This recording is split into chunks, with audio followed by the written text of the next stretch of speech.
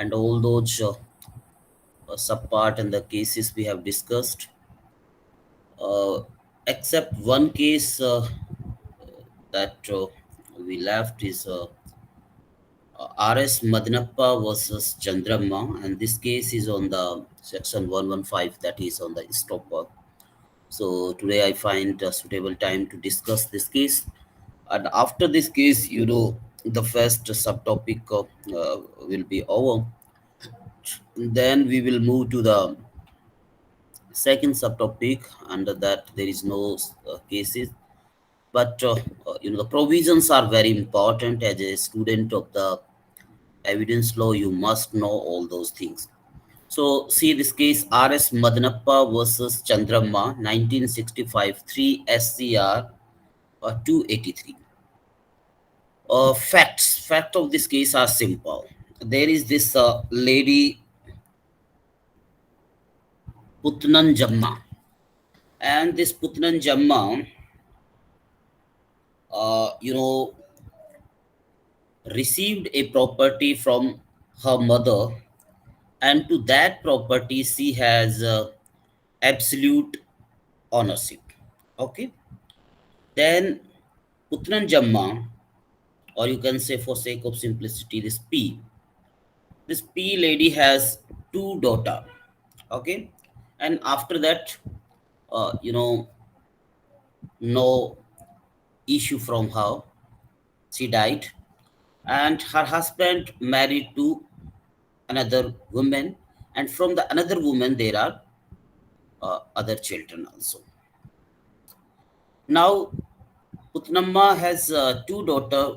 One of that these two daughter, the elder daughter, filed the case, and see all these fact you will find on the page number para number 2. And this elder daughter, she even consulted to the younger daughter, but younger daughter said that I'm not interested. And suppose as a joint person you have the right, and the other person is not interested, so you are not able to make them that person as a plaintiff. So this is I'm telling you from the CPC. So you will make that person also as a defendant, but pro forma defendant. Okay, now this elder sister made this younger sister as a pro forma defendant. So defendant as his father Madanappa, that is having the possession of the property that is owned by their mother as an absolute owner, Putnanjamma, and as pro forma defendant to her younger sister. Meanwhile, in the appeal, Madnappa was also died, and so the children from the second mother, they as an heir, because Madnappa को अगर property जाएगी तो absolute obvious है ये उनके बच्चों को ही जाएगी जो भी सेकंड मैरिज से हैं. They were also defendant. Now what happened, that the property that is in the dispute, that on the para number 4 you will find that how this case raised to the Supreme Court. So at the trial court, the plaintiff claim was decreed. As earlier also I have told that when the case is decided in the civil matter, the judge either will say that decree or will say that plaint rejected. Okay, so the case is decreed. That means half of the property that you know her mother Utnanjamma held will be given to the elder sister. To the younger sister, the claim was rejected as an estoppel because she was not interested. So as an estoppel, it was. After that, the younger sister also got interest and she filed the case in the High Court as an appeal. In the High Court, these other defendant, the children from the other second marriage, they also filed that नहीं elder sister को भी नहीं जाना चाहिए, trial court judgment is not satisfactory to them. In the high court dismissed the appeal preferred by the defendant. So not decree but dismiss the appeal preferred by these defendant. That means the what the trial court has said, what the trial court has decided, the decree that is good in the law. But with respect to the appeal by the younger sister, they said that yes, she can get, and then finally these defendant get the certificate under article 133 1A and 133 1C, and so the appeal to the Supreme Court. So this is the case history. Now before the Supreme Court there are limited issues. One is that the defendant, the first defendant, or you can say that pro forma defendant, or you can say the younger sister, whether she was stopped by her conduct from claiming the possession of alleged half property. There are evidences that she said that I am not interested, I am giving, etc. The second thing is uh, there is this word men's profit, MESNE PROFIT. Someone says, some say it's men's profit, some say it's mesne profit. Okay. So suppose your property is in possession of some other person, and you filed the case. Maybe this case will take 20 years or 30 years for its decision. And this person who is in the illegal possession of your property, he is earning, he is getting money from that property. So only after 30 year only if you get the property, that would be injustice, because 30 years का जो rent उसने कमाया, जो income उसने ली, उसका भी तो होना चाहिए. So property say whatever he earned, that is known as mesne profit. So from the suit you instituted before that, that is also mesne property. From the suit to the decree, that is known as the future mesne profit. Both these things also has to be given to the plaintiff or given to the claimant. But the mesne property, from the institution of the suit to the decree of the suit, is known as the future mesne property, and this has to be awarded when the person claim expressly in the plaint. Plaintiff has to claim expressly that he also want that money.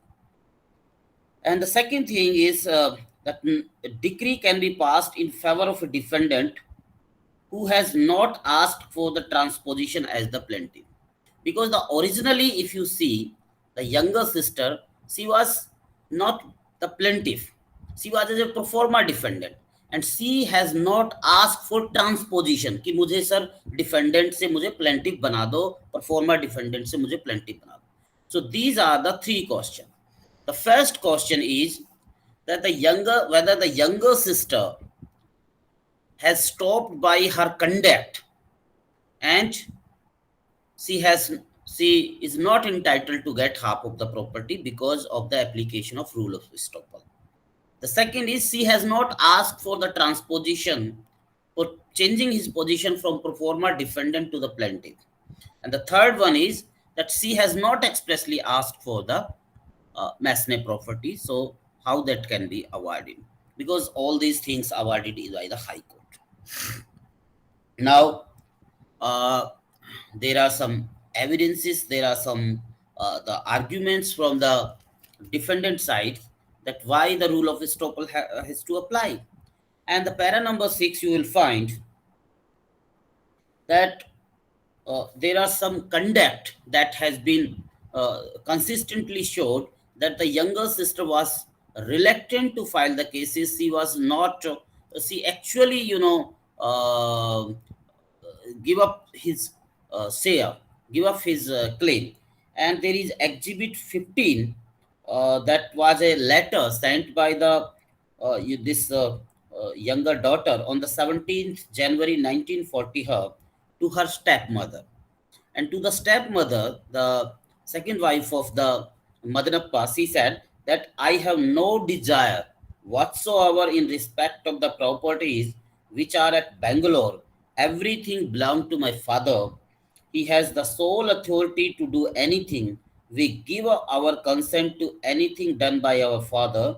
We will not do anything. And there are some other conduct also that you will find in the para number 6. Now this exhibit 15, that is a letter, it clearly says that they have no desire, etc.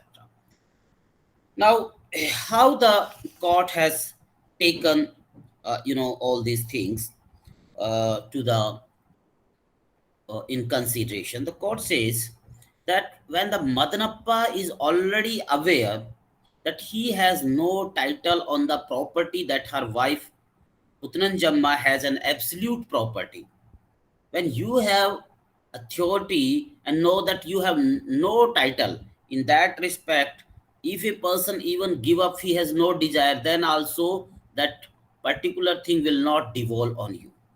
When the person, because the rule of estoppel says that by the conduct, by the declaration, conduct, that means act or omission, and on belief of that declaration, act and omission, the other person change his position.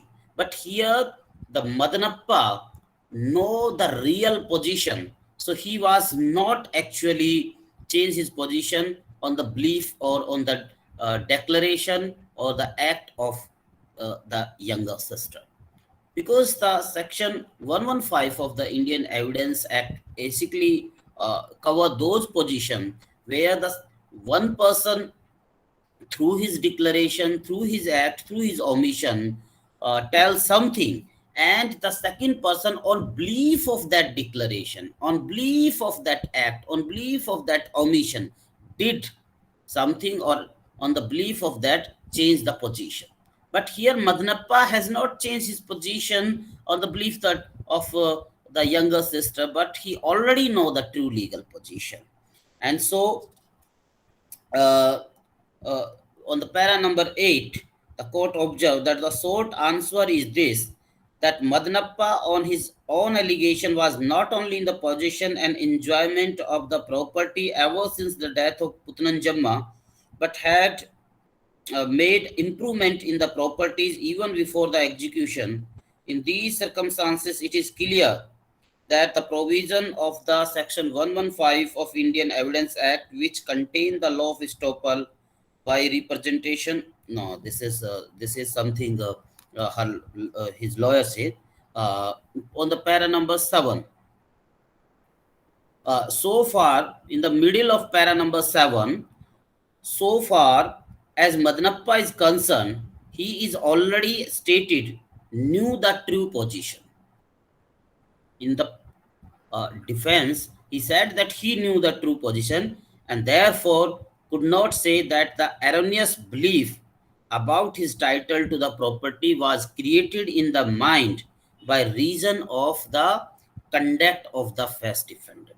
And so the conduct of the first defendant, the declaration that he has made in the exhibit 15 through the letter, by that letter, Mr. Madnappa, the defendant, has, on that belief of that, has not changed his position. And her husband in attesting the document. Okay. So on the para number 7, the court has said this opinion. Now the council at the Supreme Court has said that even if this rule of estoppel will not apply as per the section 115, because in the section 115, the other party has to act on the belief of the first person.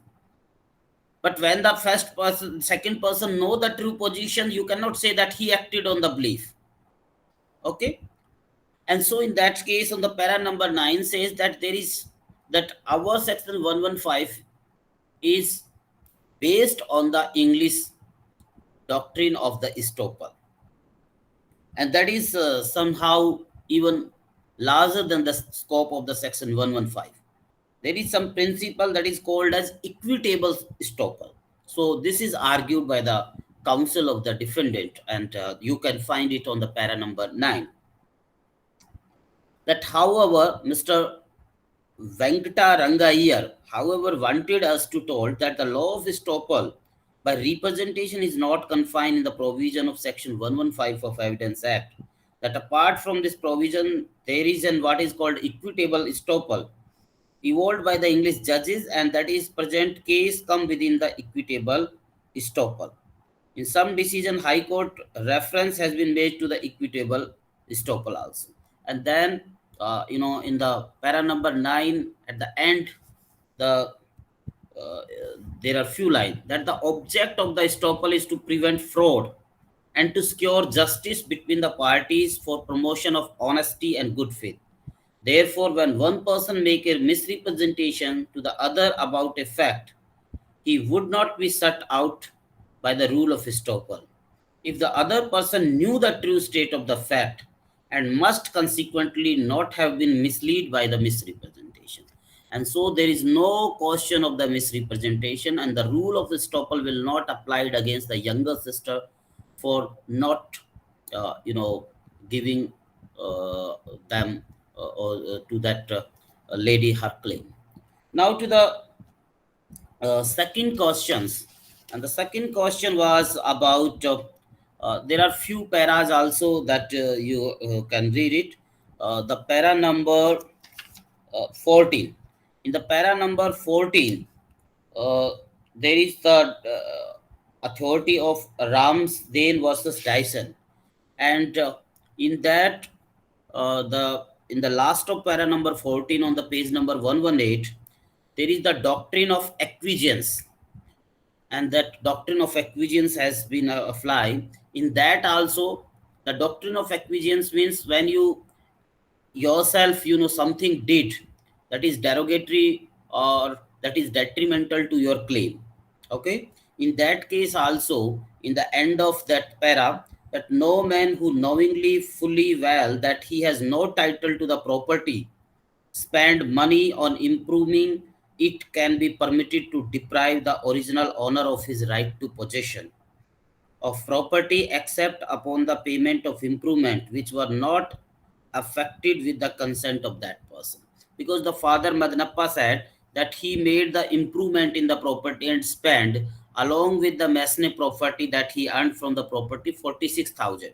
So in that case, the in that on that question, the Supreme Court said that without the consent of the person who is the possessor, who is the real owner, if the possessor spent the money and said that after paying that what he spent on the improvement, he will hand over the possession. So that is not accepted. That is not true legal position. Then on the transposition, also on the para number 15, that she has not applied for the transposition from the pro forma defendant to the plaintiff. She said that the power under, it is on the para number 15, that the power under this provision, rule order 1, rule 10, clause 2, is exercisable by court, even the suo motu. So even the suo motu, the court can exercise the transposition. And on the masonry property, there is a para number 16, and in the that it held that for the masonry profit of the future, even the order 20 rule 12 has been discussed here, that you will find on the para number 16. One has to be claim clearly in the plaint itself. So three questions decided in this manner. First question, that the younger sister, that High Court passed the decree in the favor of the younger sister. So Supreme Court said that no, there is nothing illegal, nothing bad in law, and the argument that the younger sister is stopped by rule of estoppel, so said that rule of estoppel will not apply. Section 115 will not apply because that is depend on misrepresentation. And Mr. Madnappa, the defendant, know the true legal position, so you cannot say that there is a misrepresentation by the act or the omission by the younger daughter. The second thing about that what he improvement he did, and that money has to be given before giving the possession to the younger sister. Court even discarded that without the consent, if any improvement is done, that cannot be the precondition for giving the possession to the property. And the second is question was about the transposition, that originally she was not the plaintiff, she was just a pro forma defendant, but without including her in the plaint, the case cannot be decided in proper manner. So she was the proper party, and so that's why the transposition was not done. And under the Order 1 Rule 10(2), the court, even the suo moto, can do the transposition. And on the future mesne profit, the court said that that has to be done, claimed in the plaint itself. So with this case decided, and we have discussed this case at length. Now from this point, you have find even the another thing, that there must be a misrepresentation. If the second party knew the true position, in that case rule of estoppel will not apply. If you say that Madhuri Patil case, in which she filed the ST certificate uh, in the college, so where if the college itself knows that she was not belong to the ST category, in that case section 115 will not apply, because misrepresentation has to be done. C1 is the case of that Behrampur University. So this is in that aspect very important case, and that's why I discussed it. Now come to the second part of the chapter 3, and the second part has uh, two subpart. Don't worry, it's not so lengthy, but it's really interesting, you will enjoy it. It's about oral and documentary evidence, and exclusion of oral by the documentary evidence. If you remember section 3, that having the definitions, para 6 talk about the evidence. And there are two types of evidence. One is the oral evidence, another is the documentary evidence. And even the electronic records comes under the documentary evidence. When the IT Act was passed through the way of amendment, the word electronic record was also included in the para 6 of the section 3. So evidence means and include all the statement which court permit or required to be made before it by the witnesses in relation to matter of the fact under inquiry. Such statement is called oral evidence. All document, including electronic record produced for inspection by the court, such document are called documentary evidence. So the statement that is made or the document that is produced, both things before the court, when they produce before the court, when they are allowed to produce before the court, such document will become documentary evidence, such statement will become oral evidence. Oral statement will become oral evidence, document will become document evidence. And the document, means any matter that is expressed on anything by means of letter, figure, and marks. We have discussed already during our interpretation of this section 3. So whether it is written on your laptop, or it is written on your phone, or it is written on your a paper or the cardboard, whatever, it's not material that it has to be written always on the paper. So the matter has the important thing, the matter that is expressed, and that matter can be expressed in letter, figure, and marks. So that is known as the document. Now the chapter this part 2 of the Evidence Act, that talk about the production of the document uh, on the proof of the evidence. Here is the chapter 4, and the chapter 4 talk about oral evidence, and it has only two sections, section 59 and section 59 60. And the next chapter is of the documentary evidence. Okay, so the oral evidence, as we have already discussed under section 3, para number 6, that all statement that is allowed, that is permitted for before the court for proof in an inquiry is known as oral evidence. The proof, because the second, this chapter comes under the second part of the evidence law, and so the thrust is on the proof. Section 59 says that the proof of fact by oral evidence. Simple सी बात है कि oral evidence से हम क्या चीज prove कर सकते हैं, what we can prove through the oral evidence, and our answer is everything we can prove by the oral evidence, but except the content of document. जैसे देयर इज द क्वेश्चन कि ए और B, ए ने contract breach किया B से, ए ने contract breach किया जो A and B के बीच में था.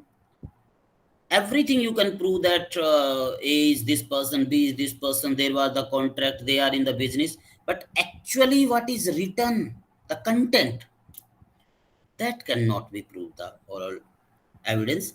And the basic logic, basic reasoning basis of this section is that let's the produce the document before the court. जज साहब खुद देख लेंगे. The court will itself observe that what is written. Okay, and so only the content of the document cannot be proved by the oral evidence, otherwise everything can be proved. किसने मारा जी, मैंने देखा उसने मारा, मैंने ये सुना, everything. So the section 59 I'm reading that all fact may be proved by oral evidence, and all fact, then there is the except. If you remove except, the section will be all fact may be proved by oral evidence. Now it is all fact except the content of document or electronic record. So the documentary evidence, the content of documentary evidence is excluded. So whatever written in the electronic record, so for that also, that has to be produced before the court, and the court will see it. Court will analyze it, see, will inspect it. Now the cardinal principle of the oral evidence, and I have many times said, I have many times explained it, or best evidence rule also you can say. Best evidence rule or the cardinal principle of the oral evidence is on the section 60. By oral evidence say you can prove everything, you may prove everything, but oral evidence dega kaun? And this is the genesis of the hearsay evidence, that hearsay evidence is not allowed. Suppose there is the allegation that A murdered B by stabbing. Now stabbing is something that is perceived by our eyes. That is perceived by our eyes. And so the person who saw it can give the oral evidence. उस समय वो मारते समय वो क्या कह रहा था, that may be related to the motive, that can be proved, because that is also relevant if you know section 8. So that is something perceived by ears. So any person who heard that, he can give.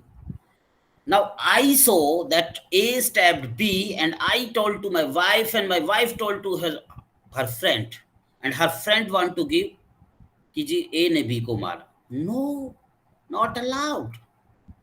Oral evidence तो है ही, वो statement दे रही, but not allowed, because it is hearsay, सुनी सुनाई बात है. डायरेक्ट वो आदमी लाओ जिसने देखा है.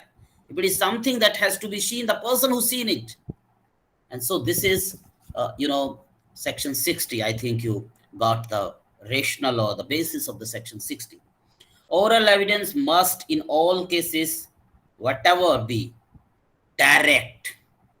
Oral evidence must be direct. It should not be, that means it should not be hearsay. Many times you say that hearsay, evidence is not allowed, or this thing, this particular section is include hearsay. So आपको confusion होगा कि hearsay क्या होता है. सुना सुना है, direct होना चाहिए. That is to say, now it is again well defined. If it refer to a fact which could be seen, it must be the evidence of a witness who say he saw it. If it refer to a fact which could be heard, जो सुना जा सकता हो. It must be by the evidence of a witness, जो ये कहे I heard it.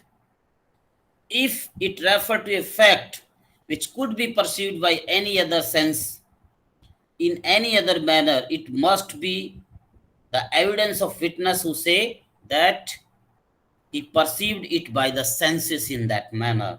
If it refer to the opinion or to the ground on which the opinion is held, it must be the evidence of the person who hold that opinion on that ground. Now this fourth one is about expert evidences also. The ballistic report, the other postmortem report, the other thing. If some person said that in my opinion, this weapon was used in the offense, in the commission of offense, then who will give the evidence? The person whose opinion is it. Okay.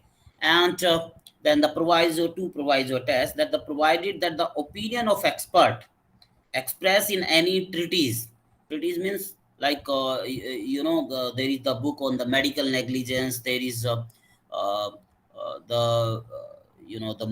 the Modi book on some particular aspect, etc. So suppose the whole treatise a particular expert written, all the book that he's written, and then he clearly said that if this is the situation, that would be the opinion. So in that case, the opinion of experts expressed in any treatise commonly offered for sale, and the ground on which such opinion are held, may be proved by production of such treatise if the author is dead or cannot be found, or has become incapable of giving evidence, or cannot be called as a witness without an amount of delay or expert expense which the court regard as unreasonable. So suppose there is an expert and he has written book, and in that book also there is that particular situation that if this happened, then that would be the opinion.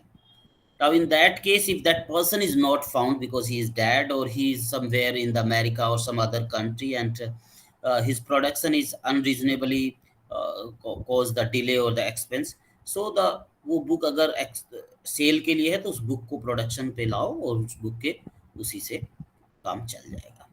Second proviso also, if oral evidence refer to the existence of the condition of any material thing other than the document, the court may, if think fit, require the production of such material thing for inspection. So here, that material thing about which a person is giving the oral evidence, and this material thing is other than the document, because document के content already we have excluded, and court if think fit that चलो उस material को ले आओ, उसी को हम देख के लगा लेंगे कि क्या है, so that can also be produced. So this is the first portion, that is about the oral evidence, and I think we have discussed it at the length. Any question? Yeah, so some time I have to give to the student also. Any question from RS Madanappa case? Yes, or to the section 59 and 60. Mr. Abhimanyu? Mr. Abhimanyu, any question you have on that case and these two sections? No, sir.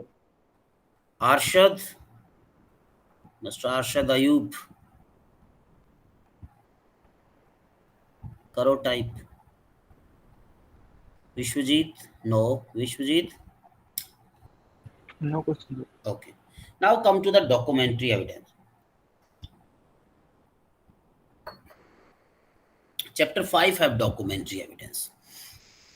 Now the documentary evidence, the section 59 say that for the documentary evidence, a content of the documentary evidence, oral evidence cannot be given.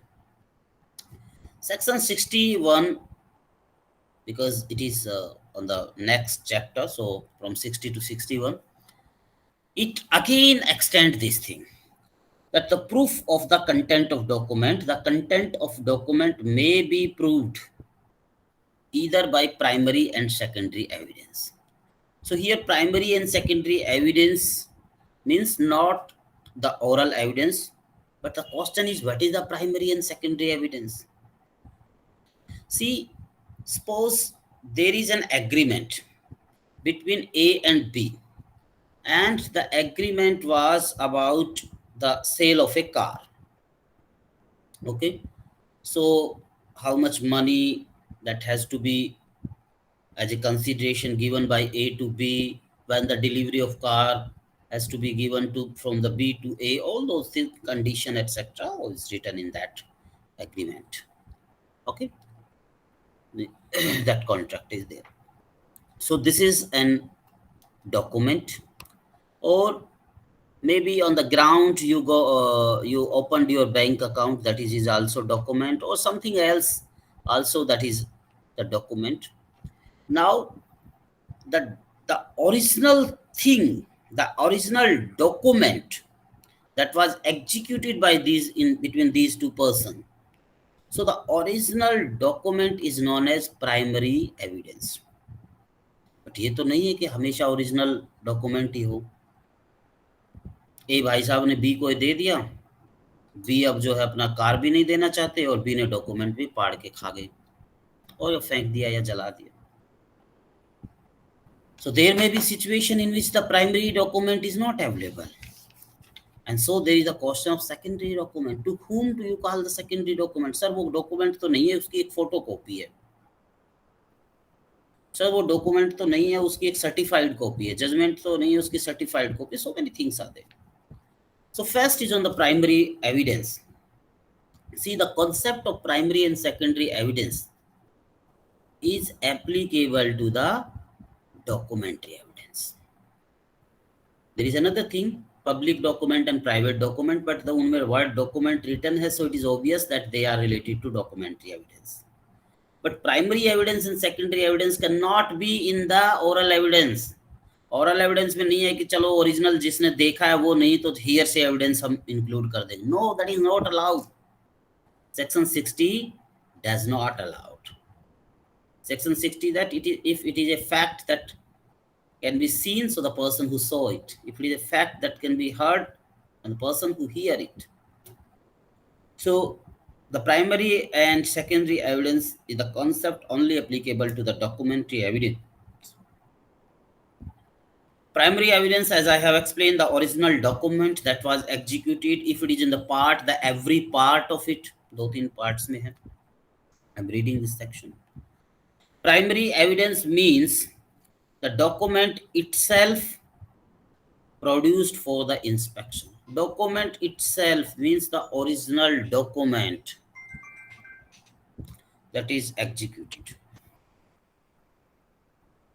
Where a document is executed, explanation hai, where a document is executed in several parts, each part is a primary evidence of document.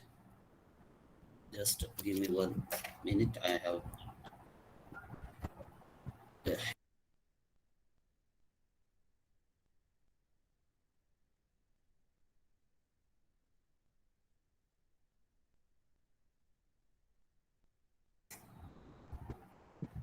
Yes. So explanation, explain it. If the document is in 2-3 parts, each part will be the primary evidence, because each part in itself is, each part is itself in it.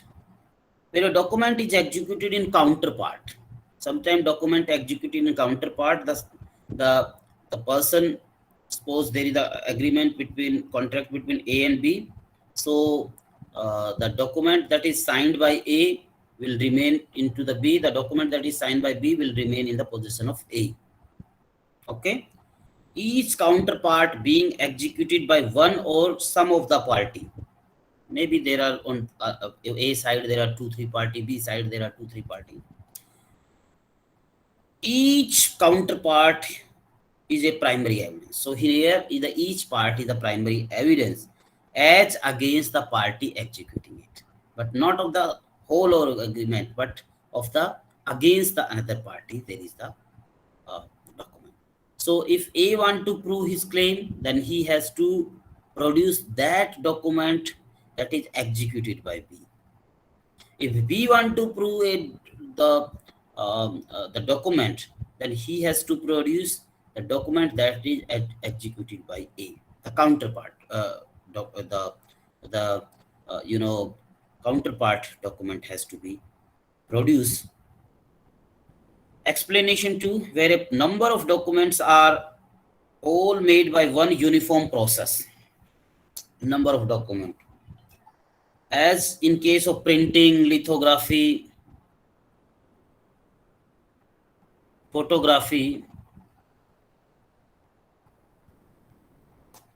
each is a primary evidence of the content of the rest, but where all the copies of a common original, they are not primary evidence. If the all document are made in one uniform process, सारे uniform process में बन रहे हैं, 5-6 copies of the same document is produced, so all 5-6 copies will be the primary evidence. Now come to the secondary evidence. Section 63, that secondary evidence and it include 5. अभी हमने section 59 clearly say that content of the document cannot be proved by the oral evidence. But if the oral evidence is not available for the inspection of the court, so the secondary evidence has to be given. And because section 61 says that the evidence can be, document evidence can be proved by primary or secondary.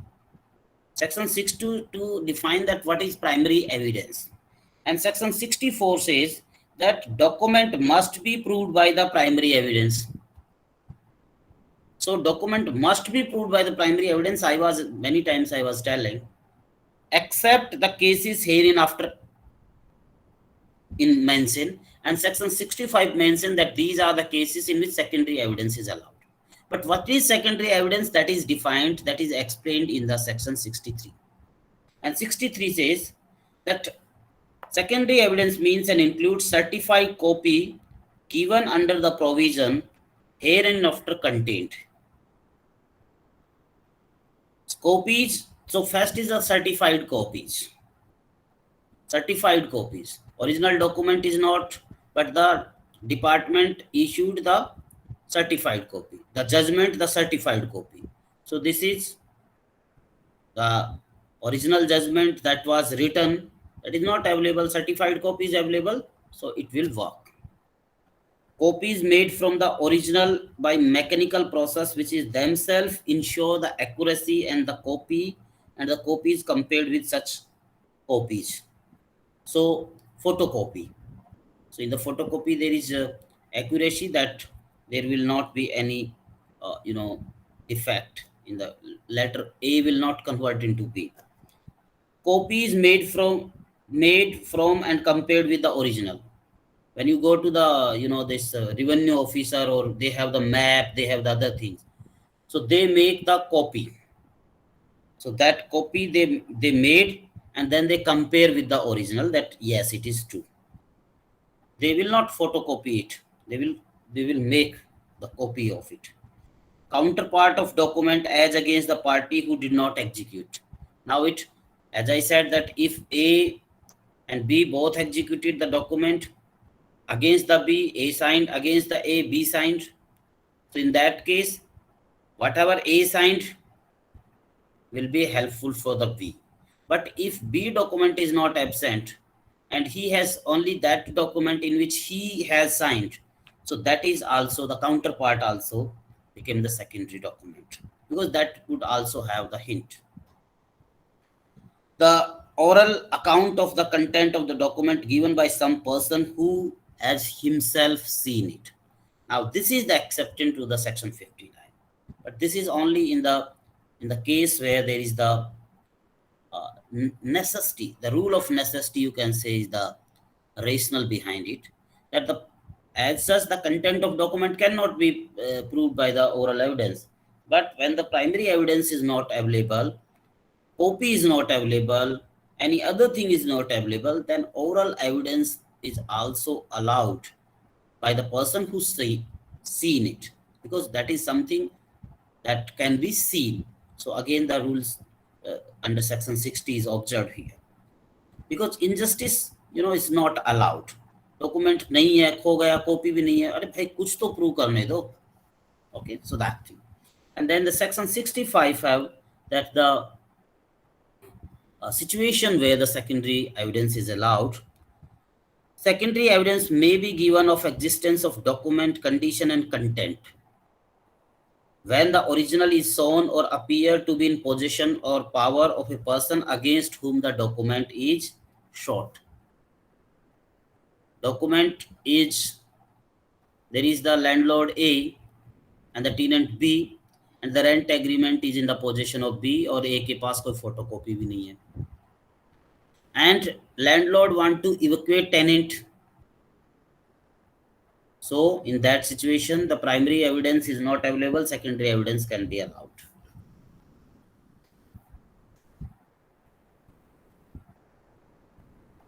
Or of any person out of reach or not subject or process of the court, or any person legally bound to produce, and when after the notice mentioned in section 66 such person does not produce.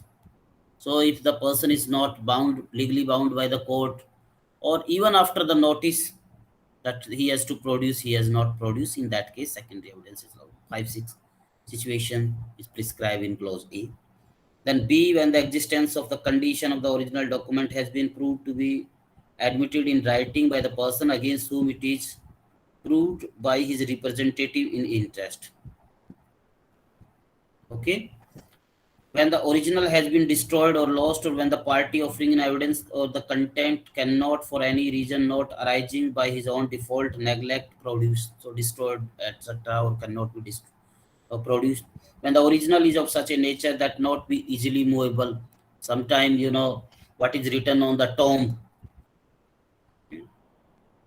Shahjahan का ही कोई वंशज air आ जाए कि भाई ये मेरा ताजमहल है, and in that he want to produce some document, something that is written on the Taj Mahal.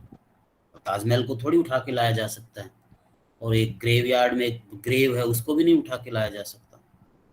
Family history लिखी हुई है, या आप हॉस्टल में रहते हो या यूनिवर्सिटी में रहते हो और वहाँ के एक पत्थर लगा हुआ है भारी, जिसमें लिखा हुआ है कि on 1978 to 79 this was the person where hall warden. अब वो उखाड़ के थोड़ी लाओगे. So in that situation उसकी photocopy या उसका content as an oral evidence is allowed. So there are these situations, you can read it in section 65. And section 65A and 65B is about the admissibility of the electronic record.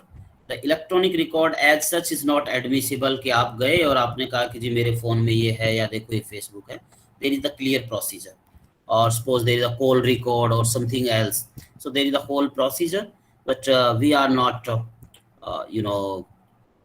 required here to discuss that. In the IT law classes, when I will teach you in the third year, there is one topic on it and we discuss that in detail, but you can read it, section 65A and 65B also.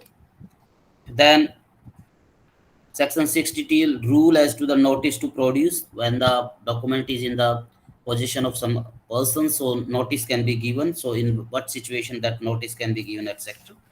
And the other sections are there that you can read your own.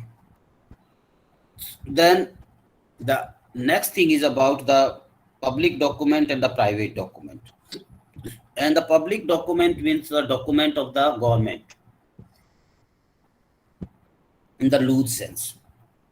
And other than the public document, all documents are the private document, because there are certain rules with respect to public document and private document, and that's why there is this classification.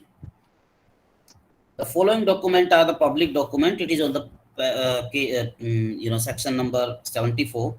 Document forming act, record, or sovereign authority, official body, and the tribunal. So all the judgment, order, etc. are the public document. The public officer, legislative, judicial, and executive, any part of the Commonwealth or the foreign country. So all that record, etc. are the that document. Just give me 1 second. Then public record kept in state for the private document. So that is public record of the private document, like your registry. Registry, when you purchase the house, then that property is registered, and that is known as registry. So you are registered the deed, but this is private document, but it is uh, kept in the public record. So this also became public document. And section 675 said that all document other than this will be private document. Then the section 65 say that the public document की document तो नहीं जाएगा ऐसे कैसे, certified copy, document ले जाने की जरूरत नहीं होती. So the certified, and that's why there is this classification of public document and private document. Original जो है, suppose करो law faculty का कोई order है, so that original no one will allow you, the vice chancellor will not allow you to put that document before the court. So in that case, that's why this classification is there. Section 75 says that public document में certified copy will serve the purpose. Okay. Some other provisions like the presumption, etc., you can read yourself. That is of not as much in our syllabus, or you can say of discussion. 78 तक ही है. 78 proof of official document, etc. उसके बाद में है भी नहीं, आप अपने आप पढ़िए. Now the second sub part of this topic is about the exclusion of oral by documentary evidence. And here we have to discuss only two sections, 91 and 92. Both are very important. It is under the chapter 6. Exclusion, evidence of the term of contract. कि contract में क्या term थी, what was the grant, what were the other disposition. That means in general you can say the content of document. And that contract was itself written. So when it is in the written, it present in the documentary form. Again, section 59 will apply in line with section 61, primary evidence, or if it is secondary evidence. And then section 64, the primary evidence as such, or if primary evidence is not available, then as per section 65, if it is allowed to the secondary evidence.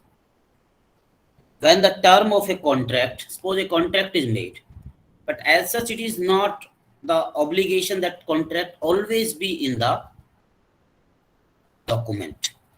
So the contract may be the oral contract, the oral agreement. When you go or purchase something from your grocery shop, आप कोई documentary contract थोड़ी बनाते हो. Okay, so that when the term of a contract or the grant or any other disposition of the property. Now this term of the contract, grant or disposition, if you make orally, then oral evidence can be. But if section 91 says that if that term of contract, grant or disposition reduced in writing and now it is present in the document, reduced in the form of a document, and in all cases in which matter is required by law to be reduced to in the form of document, no evidence shall be given in proof of the term of such contract, grant or disposition of such matter except the document itself or the secondary evidence of its content, in which the secondary evidence is admissible under the provision herein before content. So clearly on the section 69, content of the document, content of the document. But the thing is that if there is a contract, and by the law it is not necessary that this contract must be in the documentary form, in the written form, but the parties have reduced it into writing, so document ban gaya. Or the contract, the grant or disposition, that already the law said that it must be in the writing. So in that situation, there are some contracts that must be in registered form. So the registration of the Registration Act says like the property movable, etc., more than the 99 rupees, that has to be registered. So law says that it has to be registered. It is not optional but the compulsory.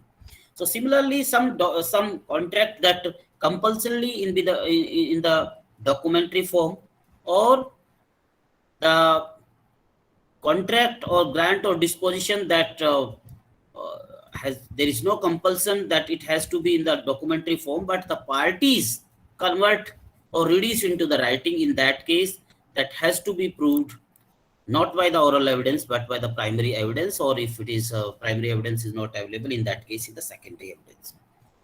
Then explanation will explain it further, that if a contract be contained in several letters, all the letter in which it is contained must be proved. Okay. If a contract is contained in bill of exchange, the bill of exchange must be proved. In all these two cases, the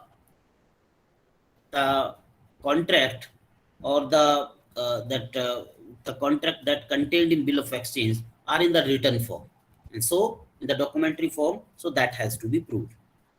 A bill of exchange is drawn in a set of three. So set of three bill of exchange, so one set has to be proved. D, a contract in writing with B for a delivery of indigo upon certain terms.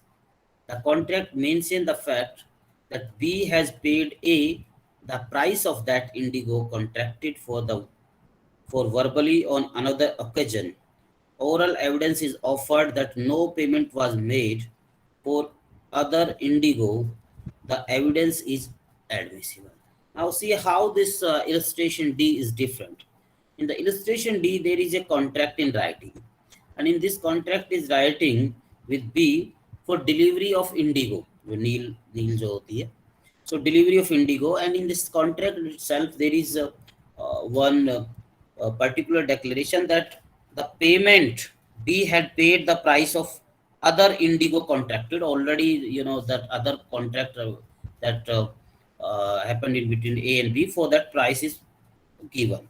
Now it is silent about the now on this particular thing, this condition that the price of other indigo contract was paid. For this, the oral evidence is offered that no payment was made, because the this contract does not have the content of the earlier contract. It is about the payment, so it is not about the content of the contract, because section 91 cover only the terms of the contract, and whether the price was paid or not paid, it is not the terms of the contract.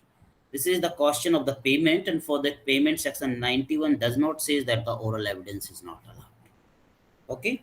A gives B receipt for money paid by B. Okay. Oral evidence offered of the payment, the evidence is admissible. Suppose आपने law faculty में fees जमा की, you are the B, and A, हमारे यहाँ जो बाल्यान जी हैं, he gave you a receipt. Okay, receipt दे दिया. Now the question is that whether payment was made or not, and you have lost the receipt. They said that receipt अगर आप produce करोगे तो हम मान लेंगे.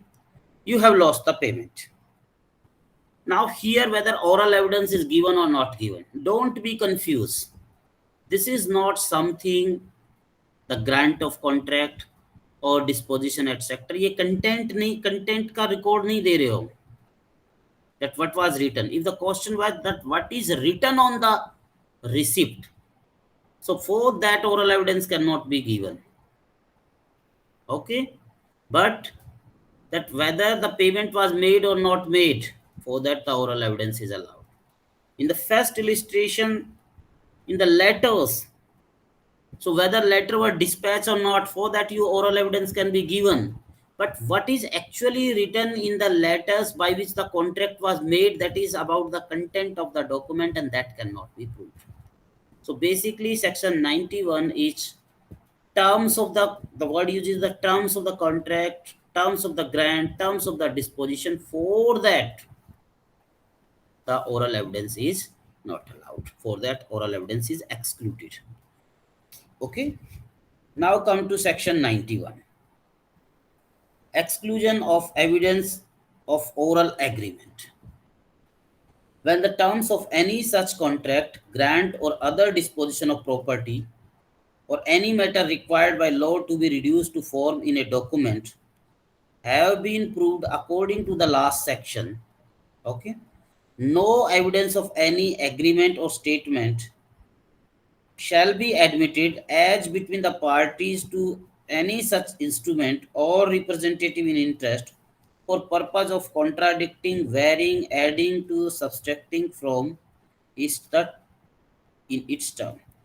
So where as per the section 91, if a document is reduced, if a contract or grant or disposition is reduced in the document, or the document itself is such that has to be in the written form, and that is proved, then in that case oral evidence will not be allowed for contradicting, varying, subtracting. Simple example, you will enjoy it. Suppose there is an agreement between you and car owner, car company. You want to purchase a car, company में चले गए, आपके बीच में agreement हो गया कि कैसे कैसे कार की सब टर्म्स एंड कंडीशन ये हैं, आपको कितना रुपया देना है. And the car you claim for something and the car company said that this is the document. They produced the original document that this was the agreement between Mr. Abhimanyu and our company. And Abhimanyu said नहीं नहीं, उस समय तो आपका cell है, जो cell agent जो है, सेल ऑफिसर है, उन्होंने कहा नहीं इतना नहीं, ऐसे देना है, माइलेज 15 नहीं 14 देगी, फ्यूल टैंक 36 लीटर का नहीं 70 लीटर का है. And so all these things he want to prove by the oral evidences, not allowed.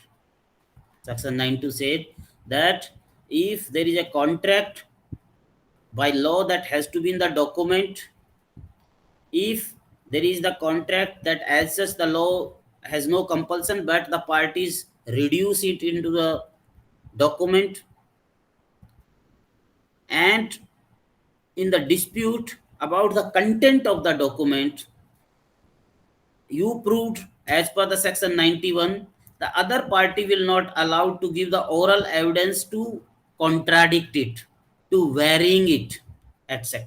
But if the contract in itself is not the complete, and there are some oral condition also in that situation, the proviso are there.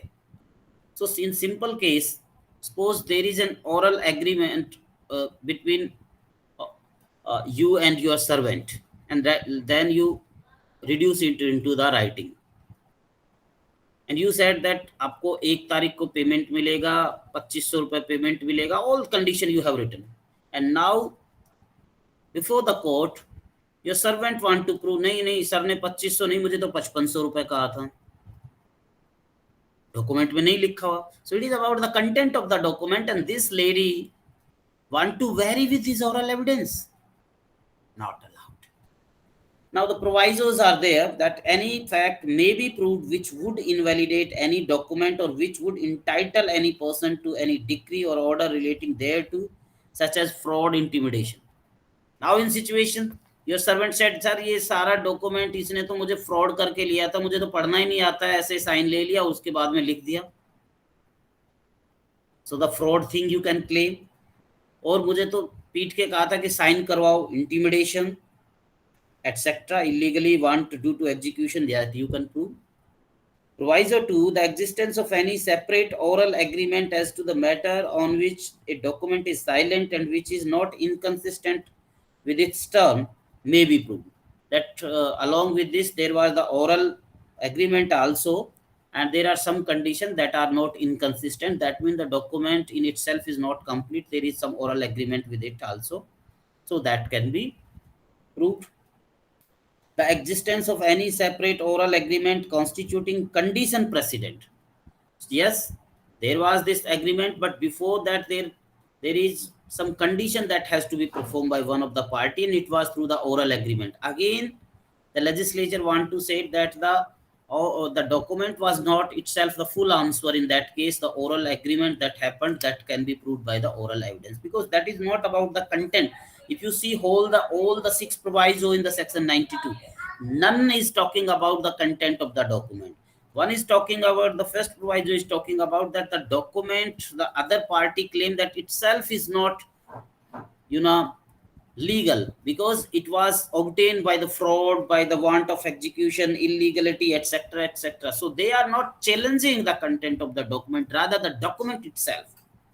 The second proviso is saying that they are not contenting about the content of document, but only think that this document was not complete. There were some conditions also, oral agreement, through oral agreement, and they want to prove those conditions. Okay. The third is about that the oral agreement, there was an oral agreement, and that was the condition precedent with this document. And the second party just only proved this document without performing the condition precedent. So that can also be proved, that what were those condition precedent by the oral evidence. And the proviso 4, the existence of any distinct subsequent oral agreement, that after this document there was an oral agreement, and by which it was rescinded, modified, such contract grant disposition, that may be proved, except in the cases in which such grant, contract, or disposition of property is by law in the writing. So suppose there is a condition that it has to be writing. The first agreement is in the writing, the second agreement also has to be writing, but you are saying that you made oral agreement, not allowed. But suppose as such there is no compulsion, that the agreement you made was in writing, but as your convenience you reduce it into the writing, and after that you said no, we have to modify it. Both party agrees and you modified it, but the second agreement was not reduced in the writing. So that second agreement, that was the oral evidence, is allowed.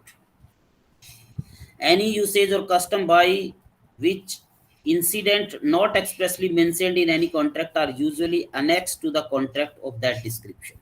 So this is about the business, in the business community, by any usage or custom, something is also attached in the agreement. So in that case, that also has to be the part of the document, provided the annex of such incident would not be repugnant or inconsistent with the but in the express condition. Suppose when you purchase the car, in the car there has to be some petrol by which it can reach to the purchaser house. आप car खरीदोगे तो इतना petrol होता है, उसके बाद में भी 2 पेट्रोल का वो कूपन देते हैं ताकि वो घर तक जाए. नॉर्मल बिजनेस ये प्रैक्टिस होती है, नॉर्मल कस्टम है, नॉर्मल यूसेज है. बट अगर एक्सप्रेसली उन्होंने लिखा है कि हम बिल्कुल टंकी खाली देंगे, there would be no petrol in the टंकी, आपको 1 लीटर 2 लीटर घर से लाना है पेट्रोल पंप से, देन डलाना है. So when you expressly written, then this custom is inconsistent with the express condition, and so that would be not allowed. Otherwise, as a usage, that there must be some petrol in the car when a person purchases.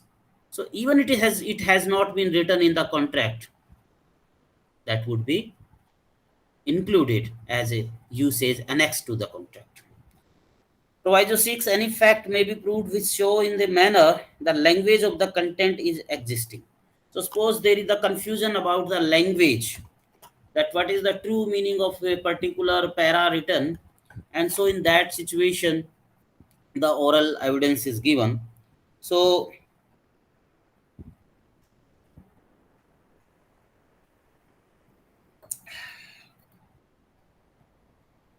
illustrations are attached with section 92, and these various illustration you can read, that would the clarify this whole section 92.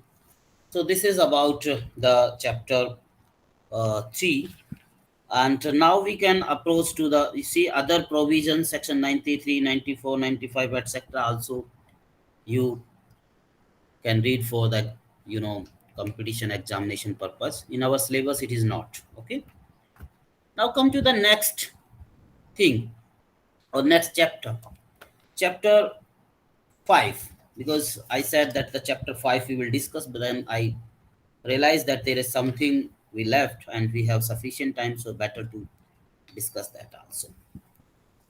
Chapter 5 is about the witness, competence, and the examination. And here, in last class, when we discussed section 122, 123, the privileged communication, before there, section 118, 119, 120, and 121. These four sections are related to who can be witness. Because section 59 says that the oral evidence means that all the statement that is allowed, that is permitted in an inquiry is known as the oral evidence is a fact can be proved by, all fact can be proved by oral evidence except this. And the definition of the oral evidences means all the statement that is made or that is permitted before the court in an inquiry is known as the oral evidence. But who can make the statement? And the person who made the statement, the person who give the oral evidence is known as witness. Who is witness? The person who give the oral evidence before the court. Or extra bol do aap, the person who make the statement or permitted to make the statement before the court in an inquiry is known as witness. So when the witness make this statement, this is known as the testimony. Okay, gawai or oral evidence in the evidence law language. Now the question is, who can give the oral evidence? छोटा बच्चा दे सकता है, हमेशा question आता है कितने साल तक का बच्चा दे सकता है, 8 साल का, 9 साल का, 10 साल का. Like in the criminal law, IPC, you have Dolly in capacity rule. Up to 7, no punishment. 7 to 12, देखना पड़ेगा कि समझता है कि नहीं समझता है. And after that, punishment. After that, the liability. Punishment की तो बात ही छोड़िए. Punishment तो juvenile 18 तक है तो 3 year punishment होगी. And now there is a change after this Nirbhaya case, that in some heinous crime, that age has to be seen in another manner. But the liability as the mens rea, up to 7, Dolly incapacitated. He cannot make the mens rea the guilty mind. Suppose there is a small child of 5 years like my son, and he has the knife, and you are sleeping, he stab you on the throat. Very gruesome incident, I am telling you. And the person killed, person died. This young man of 5 years is Dolly incapacitated, no liability, cannot have mens rea. Are you getting my point? So the question here is that who can be witness? Suppose a 7-year child is kidnapped, 6-year child is kidnapped. So best he can give the oral evidence कि ये uncle मुझे kidnap करके ले गए थे, ऐसे toffee खिलाया और ये. If it is the rape of the 6-year girl, she is the best person to describe the offender, to recognize the offenders. So these things keep in the mind. And so the rule of Dolly incapacitated up to the 7, there is no mens rea formation. After 7 to 12, the mind has to be observed by the judge, and after the 12, yes. But then for the punishment stage, there is the juvenile justice. For the trial stage or the punishment, that the juvenile board and that administration of the justice. But as per the liability, yes, after 12, there is liability. Here, as to who can be the witness is the main question. Who can appear before the court and give the oral evidence as per the section 69? is the main question. And for that, today we'll have discuss this thing. The first is section 118, and section 118 says that it is on the third part of the Evidence Act, on the production of the evidence, and on the chapter number 9 on the witnesses, production and effect of evidence, the part 3 on the chapter 9. If you remember, in the beginning we said that the whole evidence law is divided in 3 chapters and various 11 parts. So three parts and 11 chapters. So it is on the chapter number 9 of the witnesses, section 118, who may testify. And now see the language: all persons shall be competent to testify. So all person can be witness, can give the oral evidence, irrespective of age, sex, caste, creed, religion, origin. All person, it's not saying all citizen. All person. There are cases where an American woman was raped. She was witness of her case. Prosecutress is the best witness. She came, give the witness, give the testimony, oral evidence. So it's having no discrimination against, like in the Muslim law, if you talk about proving of divorce or proving of marriage, two Muslim women considered as a two Muslim women as a witness for a nikah, there has to be two witness. But two witness means two male witness. But if there are female, then that has to be 4. As such, it's not here. So all persons shall be competent to testify. Here we will not say that this person belongs because he is the female, he is the from this religion, this caste, this nationality. So that's why we are not bringing. If the court feel that yes, he is the telling the truth, there is the veracity in his statement, apply it on, even if he is the child. So all the person competent to testify. But now there is a problem. Suppose the person is have the lunacy, idiot, mental disability. Person to hai. If the person is in the disease, if the person is of very old age, समझ भी नहीं पा रहा है. If the person is of very tender age, 4 साल का बच्चा है, समझ में भी नहीं आ रहा है क्या पूछ रहे हो. And that's why the latter part of the section 118 explain, or you can say clarify this position, that unless the court, now the duty is not on the age, कितना age का है, नहीं.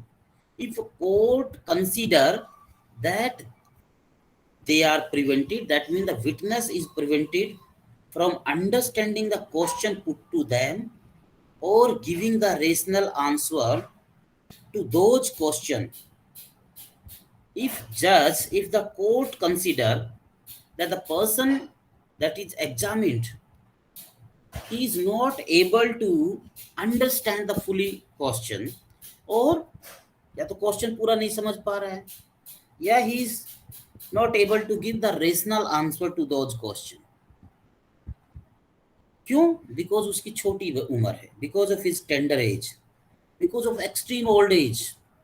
There is one Professor Mulchand Sharma और one Supreme Court judge also. So later age में उनको याद ही नहीं रहता था किसको क्या बोल रहा है. Disease, any mental disease, जिसके कारण आप क्वेश्चन नहीं समझ पा रहे हो, रेशनल आंसर नहीं दे पा रहे हो, whether of body or mind or any other cause of the same kind or by any other cause, accident हुआ है और कुछ. So in that case, If the court considered that they are prevented, in that case, not. So all persons shall be competent to testify unless the court consider that they are prevented from understanding that question. In that case, they cannot be testified. Then there is explanation. Explanation. There is this problem lunacy. If lunatic is not competent to testify unless he is prevented from by his lunacy from understanding the question put to him and giving a rational answer. So this fall under the exception. But if the lunatic person is able to answer, rational answer, is able to understand the question fully, yes, he can be testified. Here comes the question of the child witness. If you see your case material, you will find that chapter 5 is divided in two parts, A and B, and in the A part there are three witnesses: child witness, dumb witness, hostile witness. And in the first is the child witness. But you will not find a single provision that says that child witness. Section 118 that talk about that all the person can be testified unless they are prevented by answering the question or giving the rational answer. In that situation, that will be to testify. And so the question comes about the child. In the child, whether a child can be a witness or not, the answer is yes. There cannot be a clear-cut answer. The child of what age would be witness? Definitely a small child of 2 or 3 age, not able to speak or not even able to understand what the other person is saying. And in the court, because when you are allowing the testimony of a person, the other party, the offender, if this person, if this small child, because of his tender, is not able to understand the question properly, and if he says something, or if he uh, sign, so that would be because the accused also has the right. And that's why the court has to be more uh, you know after deliberation, after deciding clearly, has to allow the witness. Now the question is whether the child can be the or the testimony of a child can be the sole basis of the conviction or not. Again, the answer is section 118 does not say that whose evidence, whose testimony would be of what value. Not like that. I gave the example of nikah as per the old Muslim law, traditional Muslim law. So that is not there.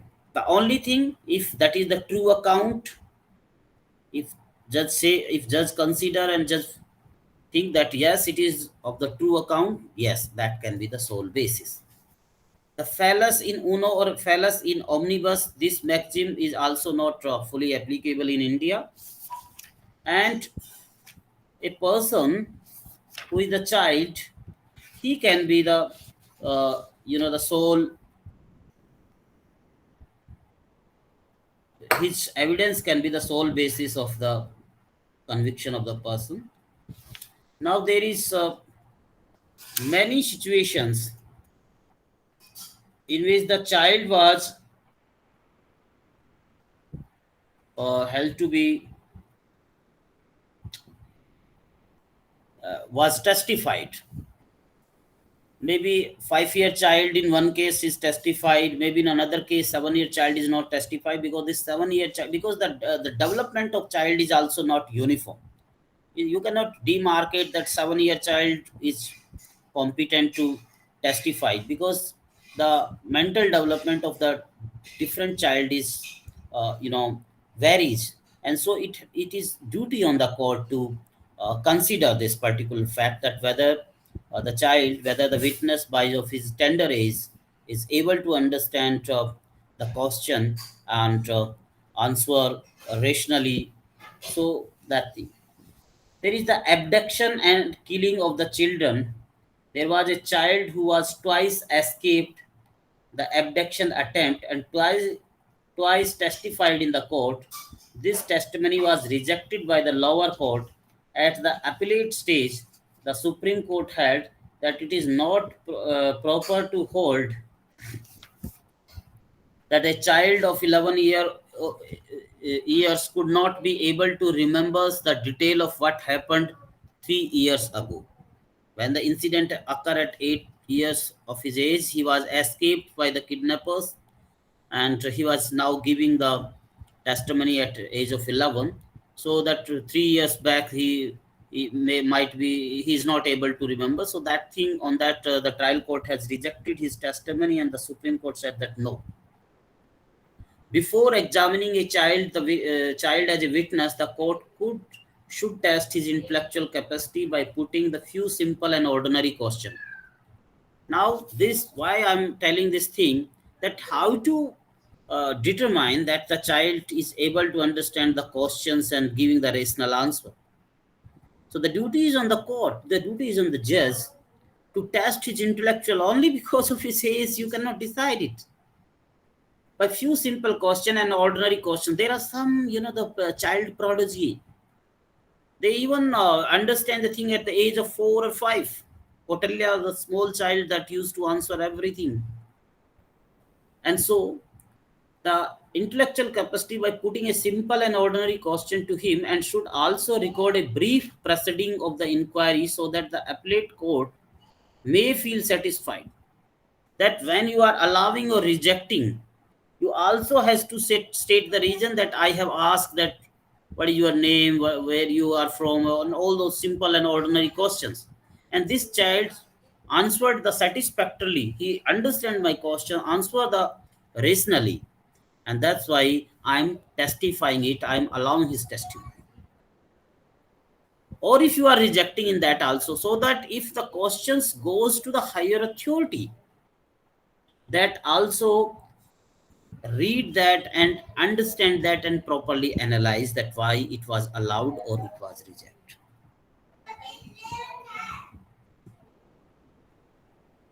But if it is not satisfied as to that matter, it should be administer the oath to the witness and examine him in the ordinary way. It is desirable that the judges and magistrates should always record their opinion, that the witness understand the duty of speaking the truth and state why they think that.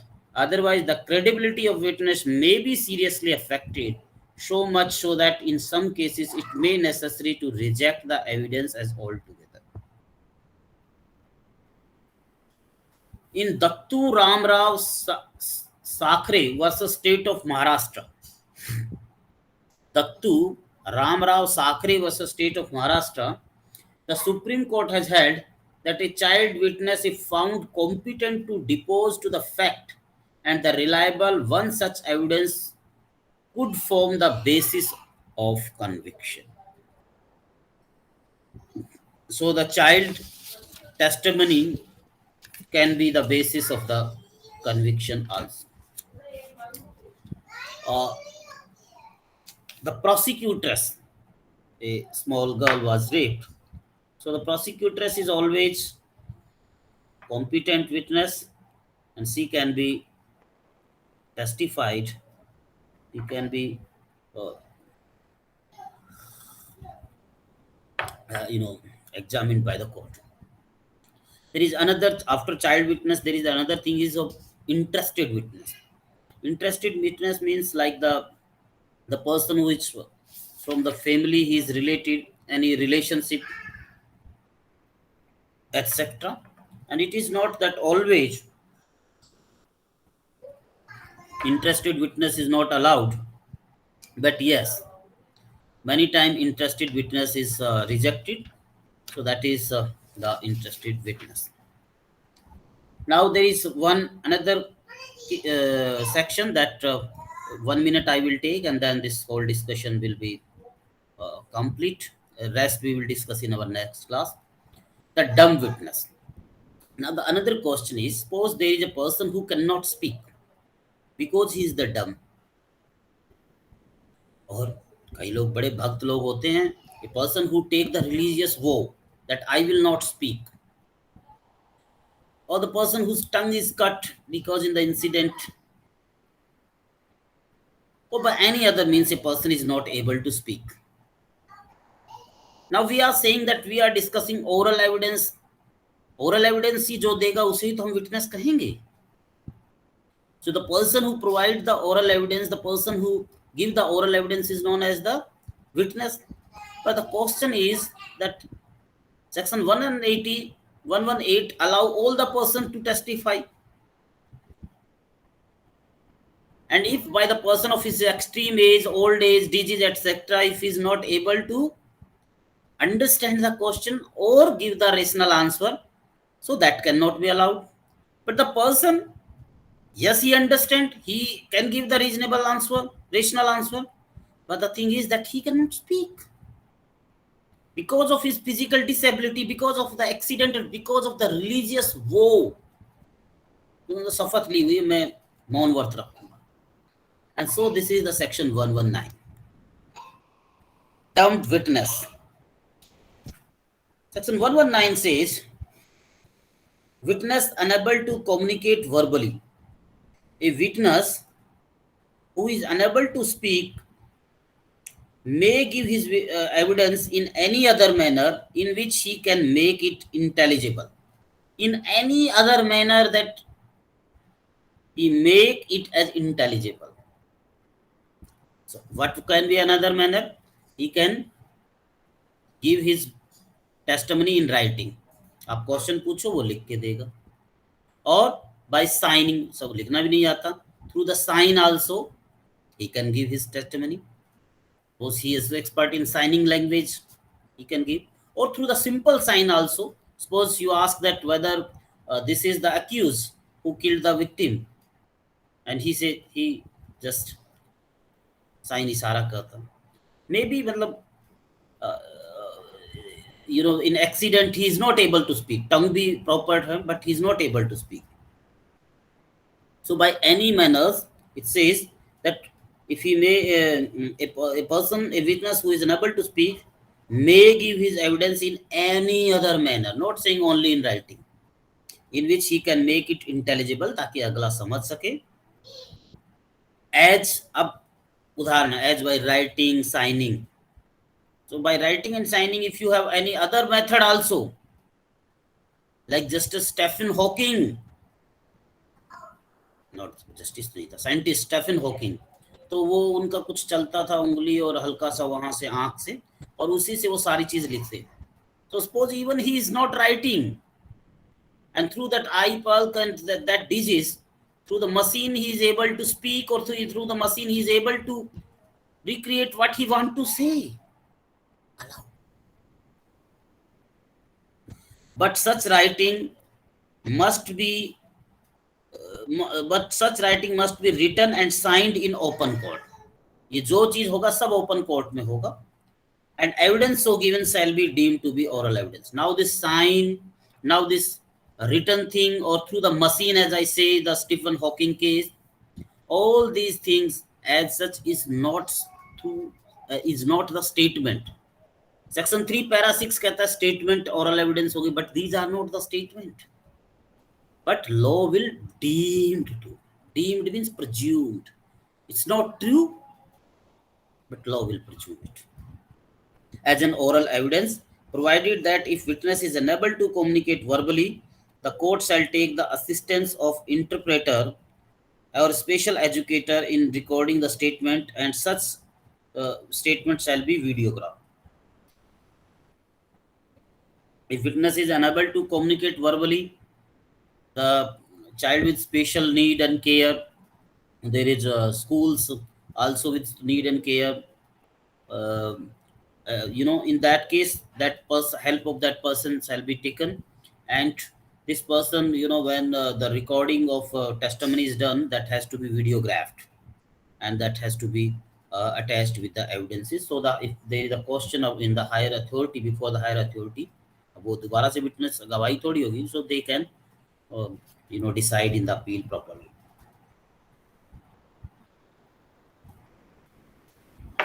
Now, a person who has a religious vow.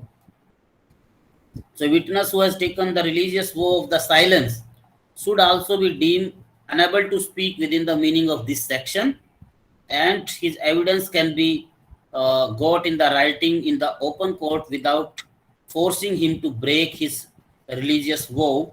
And this is the case of Lakhan Singh versus Emperor, 1942. Lakhan Singh versus Emperor, 1942. Person was not actually dumb, but he has taken the religious vow.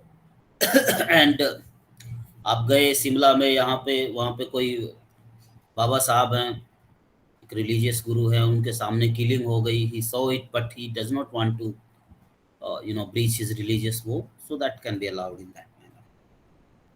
Now section 120, I have already explained that parties to the suit and other wives and husband are the competent witnesses. Section 122 is only protect that the communication made between wife and husband. Other than they, if they have seen it and also asked the question in the last class also, so that is clear. Judges and magistrate, suppose the judge has decided to pass an order, and in the appeal it before the appellate authority, the party says that judge wrongly decided, so judge को भी as a witness call करो, magistrate को भी as a person उसको भी as a टेस्टामनी देने के लिए बुलाओ. So section 121 clarify that no judge or magistrate shall, except upon the special order of some court to which he is subordinate, be compelled to answer any question as to his own conduct. So as to the conduct of the judge, he cannot be called as a witness, or anything which came to his knowledge as the judge or the magistrate. And then there is exception, but he may be examined as to the other matter which occurred in his presence while he was so acting. So suppose there is killing in the court itself. One person was giving the testimony that जज साहब इन्होंने मारा, और accused ने फिर दोबारा से उसके पास बंदूक थी, उठा के विटनेस को भी कोर्ट रूम में ही मार दिया. नाउ द जज obviously became this thing. Okay, so then the illustration A is on the trial before the court of session, say that the deposition was improperly taken by B. Okay, कि B magistrate साहब ने improperly deposition ले ली, गवाही ले ली. The B magistrate, B cannot be compelled to answer this question except upon the special order by the senior court. But if the special order is passed by the superior court, in that case he can.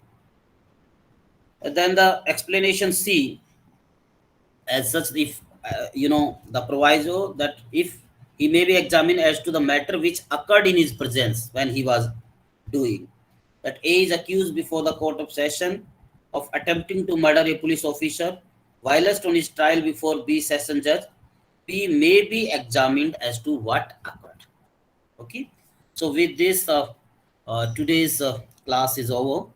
And if you see the case material, our syllabus, in chapter 5, child witness 118, dumb witness 119, and even 120 and 121 also I have explained.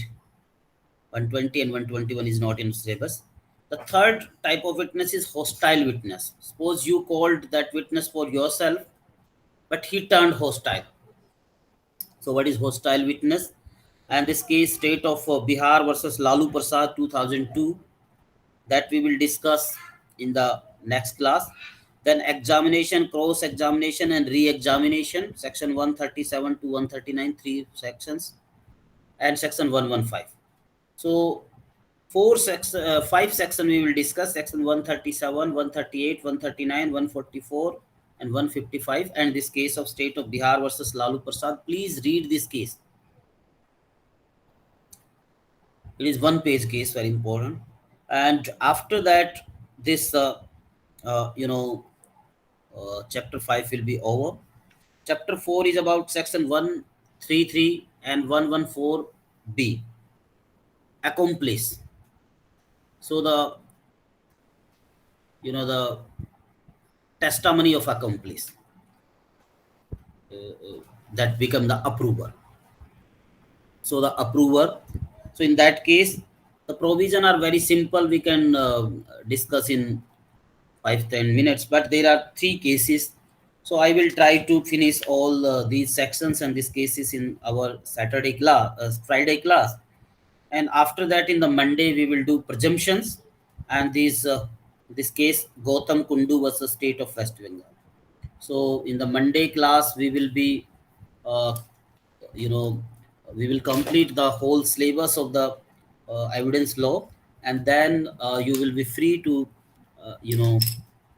prepare for the examination.